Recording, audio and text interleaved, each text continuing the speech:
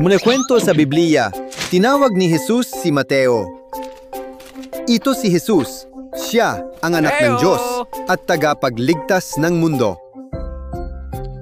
Habang nandito si Jesus sa lupa, tinuruan niya ang lahat tungkol sa pagmamahal ng Diyos at pinagaling niya ang mga may sakit.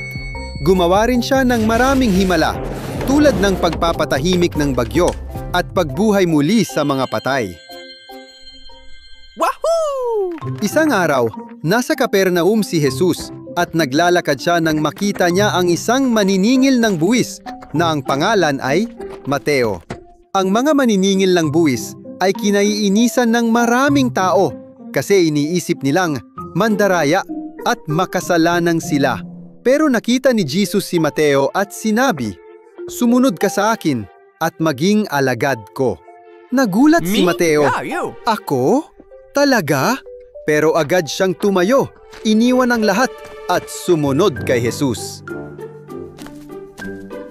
Pagkatapos, nagdaos si Mateo ng malaking salu-salo sa kanyang bahay. At si Jesus ang espesyal na bisita. Maraming maniningil ng buwis at iba pang tao ang kumain kasama nila. Pero nagreklamo ang mga pariseo at mga guro ng batas sa mga alagad ni Jesus. Bakit siya kumakain at umiinom kasama ng mga makasalanan?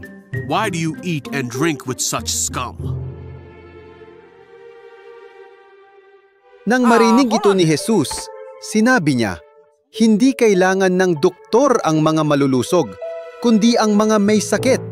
At tandaan ninyo, gusto ko ang habag, hindi lang sakripisyo, sapagkat hindi ako dumating para tawagin ang mga akala nila ay matuwid, kundi ang mga nakakaalam na sila'y makasalanan." Si Mateo ay naging isa sa 12 alagad ni Jesus at sumunod sa kanya habang siya ay nasa lupa.